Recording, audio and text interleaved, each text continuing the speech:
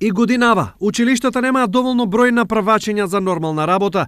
Речиси во сите училишта се формираат паралелки со помал број на ученици во прво оделение. Ова е резултат на исклучително слабиот упис на ученици во прво оделение и на големата разлика на родени и запишани деца. Само во Штип запишани се за 36% помалку првооделенчиња од очекуваното. Сега значи имаме една различна ситуација од околу 370 ученици запишано и покрај тоа што списоците според реонизацијата и според матичната книга на родените покажува дека ние би требало да имаме околу 500 ученици. Во просек 20 до 30% помалку првооделенци ќе тргнати во општините од крајниот исток.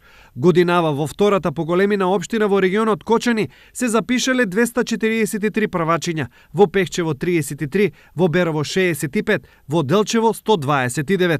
Овој број не задоволува во однос на паралелки наставен кадар и најверојатно и ова учебна година ќе имаме паралелки со помал број на ученици. Ненадува малиот број на првачиња по големите села. Има луѓе кои што се иселени од државата и има луѓе кои што местото на живење го промениле во градот Делчево или местото на живење име во друг град внатре во државата Република Македонија.